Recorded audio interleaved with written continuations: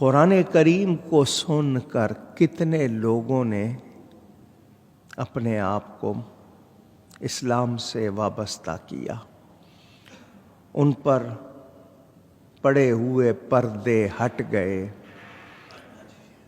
ان کے لیے ہدایت ہو گئی۔ اندازہ کیا جائے، غیر سنے اس کو ایمان مل جائے اور ایمان والا خود قرآن نہ پڑھے، کتنی عجیب بات ہوگی۔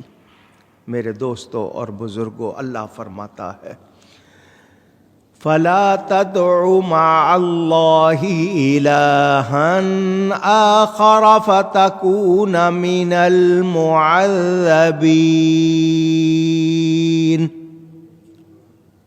تو اللہ کے سوا دوسرا خدا نہ پوجو، نہ عبادت کرو دوسرے خدا کی کہ تجھ پر عذاب ہوگا۔ میں نے متعدد کا مطلب بہت مرتبہ آپ کو بتایا، اور ہم سب یہ بات بنیادی طور پر جانتے ہیں کہ اللہ کے سوا کسی کی کسی طرح عبادت ہو سکتی نہیں، کوئی گنجائش معمولی سی بھی نہیں ہے۔ عبادت کے لائق صرف اور صرف اللہ تعالی کی ذات ہے۔ ہم اللہ تعالی کے سوا کسی کی پوجا، پرستش، عبادت، ورشپ نہیں کرتے۔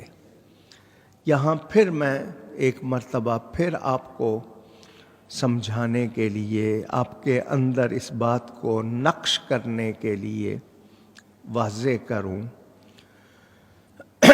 کچھ لوگ ہمیں قبر پجاری کہتے ہیں، کچھ لوگ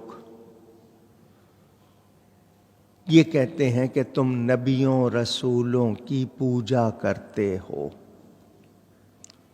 ان کا یہ کہنا ظلم ہے، زیادتی ہے،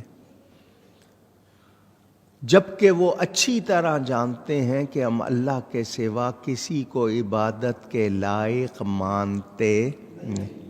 دو باتیں میں پھر بتا دوں، آپ کے ذہن میں پھر تازہ کر دوں۔ ہر عبادت میں تعظیم ہے، ہر عبادت میں تعظیم ہے، مگر ہر تعظیم عبادت نہیں ہے۔ یہ یاد رکھنا ہے آپ نے۔ اگر یہ یاد ہو جائے گا، بہت سے مسئلے آپ کے ذہن میں، آپ کے کانشس میں خود ہی کلیئر ہو جائیں گے، آپ کے شعور میں خود ہی صاف ہو جائیں گے۔ ہر عبادت میں تعظیم ہے، مگر ہر تعظیم عبادت نہیں، ایک بات۔ دوسری بات، جب ہم کلمہ پڑھتے ہیں تو سب سے پہلا لفظ ہے لا، نہیں، نو، اس کے بعد ہے الہ، عبادت کے لائق۔ عبادت کے لائق نہیں کوئی، الا کے معنی مگر، اللہ۔ اللہ کا نام لینے سے پہلے ہم تمام جھوٹے خداؤں کی نفی کر دیتے ہیں کہ اللہ کے سوا کوئی عبادت کے لائق نہیں۔ جب اتنی بات ہم کہہ رہے ہیں، اس کے بعد یہ کہنا کہ تم گریو ورشپر ہو، قبر پجاری ہو، یا نبیوں ولیوں کی پوجا کرتے ہو، کیا اس میں کوئی دم رہے گا؟ نہیں، جب کہہ رہے ہیں۔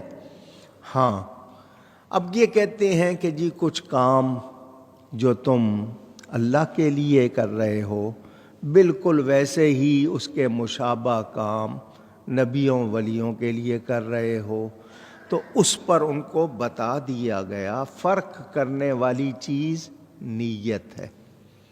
فرق کرنے والی چیز کیا ہے؟ ایک شخص اپنی والدہ کے قدم چومنے کے لیے جھکتا ہے، کیونکہ ماں کے پیر چومنا، ماں کے پاؤں چومنا ایسا ہے جیسے جنت کی چوکھٹ کو بوسہ دینا۔ فقہ حنفی کی مشہور کتاب در مختار میں بھی موجود کہ ماں کے قدموں کو چومنا ایسا جیسے جنت کی چوکھٹ کو بوسہ دینا۔ اب ایک شخص جھکا ماں کے قدم چومنے کے لیے، شکل کیسی ہو گئی؟ سجدے کی سی شکل ہے، سجدے کی سی، مگر وہ سجدہ نہیں کر رہا، وہ قدم بوسی کر رہا ہے۔ کوئی شخص اس شکل کو دیکھ کے کہہ دے کہ یہ ماں کو سجدہ کر رہا ہے تو کیا یہ کہنا جائز ہوگا؟ اونچی نہیں۔ انما الاعمال بالنیات، بخاری شریف کی پہلی حدیث، بخاری شریف میں پہلی حدیث یہی کہ اعمال نیتوں کے ساتھ ہیں، اعمال کا دار و مدار نیت پر۔ جب اس کی نیت سجدے کی نہیں تو اس عمل کو سجدہ کہنا درست ہوگا؟ نہیں۔ میں نے آپ کو یہ بھی بتایا تھا کہ ہم کعبے کی طرف منہ کرتے ہیں، عبادت نماز پڑھتے ہوئے کس طرف منہ کرتے ہیں؟ کعبے کی طرف، وہ ہمارا قبلہ، توجہ کا مرکز۔ کیا ہمارا مقصد کعبے کی دیواریں ہوتی ہیں، پتھر ہوتے ہیں؟ پوچھ رہا ہوں، اس میں لگا ہوا سیمنٹ، گارا، ماربل یا اس کا غلاف ہماری نیت ہوتا ہے؟ نہیں، بلکہ کعبے کا رب۔ کعبے کی طرف صرف منہ ہوتا ہے، سجدہ کعبے کو نہیں ہوتا۔ اگر کوئی غیر شخص دیکھے کہ تم اس عمارت کو منہ کر کے سجدہ کر رہے ہو اور وہ کہہ دے کہ تم اس عمارت کو سجدہ کر رہے ہو، تو آپ ہنسیں گے، کہیں گے ہم نے منہ ادھر کیا ہے، سجدہ ہم خدا کو کر رہے ہیں، اس کعبے کے رب کو کر رہے ہیں، اس کعبے کو سجدہ نہیں کر۔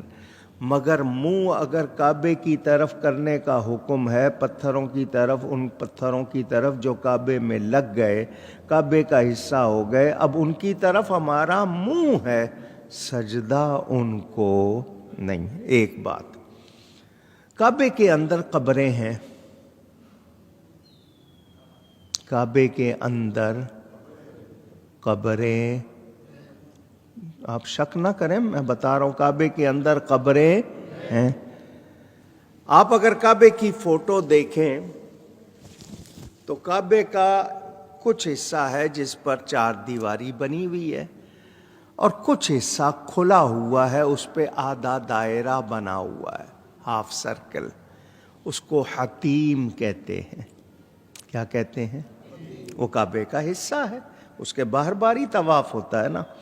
اس حتیم میں حضرت اسماعیل علیہ السلام کی قبر بھی ہے اور ان کی والدہ حضرت ہاجرہ کی قبر بھی ہے۔ پہلے وہاں پر لکھا بھی ہوا تھا حجر اسماعیل، یہ لکھا بھی ہوا تھا، اس کا رنگ بھی الگ تھا جہاں ان کی قبر تھی۔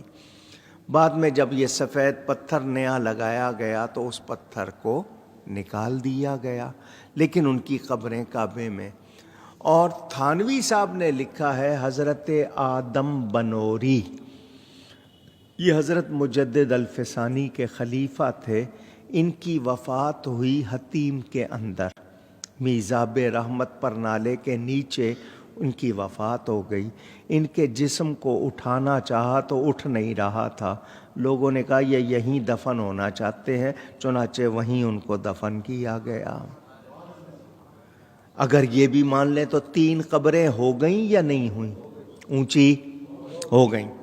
اب مجھے بتائیں، میں کہہ رہا ہوں منہ طرف کعبہ شریف کے، کوئی یہ کہے کہ تم تو قبروں کو سجدہ کر رہے ہو کیونکہ کعبے میں تو قبریں بھی ہیں، تو آپ مانیں گے؟ اونچی، کیونکہ آپ کی نیت نہیں ہے۔ تو جب نیت نہیں ہے تو آپ پر اس کا اطلاق نہیں کیا جا سکتا کہ آپ یہ کر رہے ہیں۔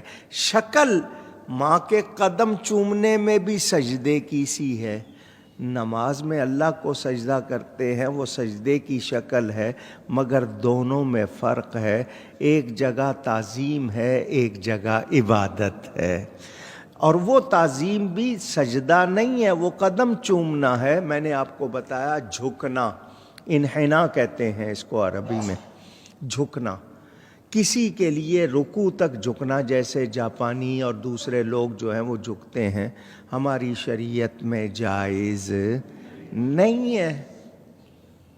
اتنا جھک جانا رکوع کی حالت ہو جائے، تو جب رکوع کی حالت جائز نہیں، سجدے کی کہاں سے ہوگی؟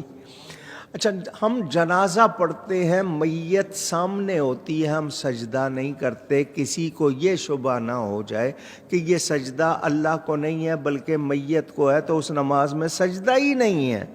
تو جب سامنے میت ہے اور ہم سجدہ نہیں کر رہے، تو جب وہ قبر میں چلا جائے گا تو ہم کدھر سے کریں گے؟ میرے پیارے نبی پاک صلی اللہ علیہ وسلم کو جانور بھی سجدہ کرتے تھے، درخت بھی سجدہ کرتے تھے، پتھر بھی سجدہ کرتے تھے۔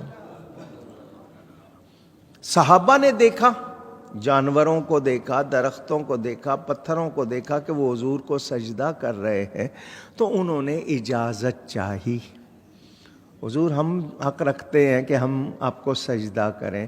نبی پاک صلی اللہ علیہ وسلم نے منع فرما دیا، حضور نے منع فرما دیا۔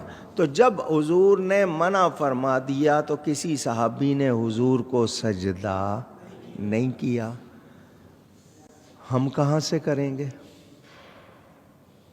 کبھی سوچا، کبھی غور کیا؟ ہم کسی قبر کو سجدہ نہیں کرتے، چومنا اور چیز ہے، پوجنا اور چیز ہے۔ ہم نے کبھی کسی قبر کو سجدہ نہیں کیا، اور نہ ہم کہتے ہیں کہ کوئی کرے۔ اگر کوئی کرتا ہے تو ہم اس کو جائز سمجھتے نہیں۔ اب سن لیں فتویٰ، ابھی تک تو آپ نے بات سنی، اب فتویٰ سن لیں۔ فتویٰ ہوتا ہے شریعت کا حکم، شریعت کی رائے، کسی چیز کے بارے میں شریعت کیا کہتی ہے، اس چیز کو کیا کہتے ہیں؟ فتویٰ۔ فتویٰ یہ ہے کہ اللہ کے سوا کسی کو سجدہ کیا جائے عبادت کی نیت سے تو شرک ہوگا۔ اللہ تعالیٰ کے سوا کسی کو سجدہ کوئی کرے، زندہ مردہ قبر، کسی کو عبادت کی نیت سے کرے گا تو شرک ہوگا، اور تعظیم کی نیت سے کرے گا تو حرام ہوگا۔ عبادت کی نیت سے کرے گا تو شرک ہوگا، تعظیم ریسپیکٹ کی نیت سے کرے گا تو حرام ہوگا۔ اب حرام کرنے والا گناہگار ہے یا کافر ہے؟ اونچی، تو یہ جو شرک کے فتوے لگاتے ہیں، ان کو سوچنا چاہیے، کتنا بڑا ظلم کرتے ہیں یہ۔ اور حدیث شریف یہ ہے کہ کسی کو مشرک یا کافر کہا جائے، یہ بھی فتویٰ سن لیں، کسی کو مشرک یا کافر کہا جائے اور وہ مشرک اور کافر نہ ہو تو کہنے والے پر وہ حکم لگ جائے گا، کہنے والا خود اس کا وبال لے گا، وہ خود مشرک کافر ہو جائے گا۔ کتنا سخت ہے یہ معاملہ، آسان نہیں ہے کہ کسی کو کافر کہہ دیا جائے، کسی کو مشرک کہہ دیا جائے، لیکن آج کل مشین لگی ہوئی ہے، ہم ہاتھ باندھ کے نبی کے لیے کھڑے ہو جائیں تو شرک کا فتویٰ، ہم میلاد منائیں تو فتویٰ، ہم کسی کی چوکھٹ یا قبر کو چوم لیں تو فتویٰ۔ اس طرح کے فتوے اگر ان باتوں سے شرک ہونے لگے تو پھر مسئلہ تو صاف ہو گیا، پھر کوئی بچے گا ہی نہیں مسلمان۔ تو جان لیجئے اللہ کے سوا کسی کی عبادت ہو سکتی نہیں۔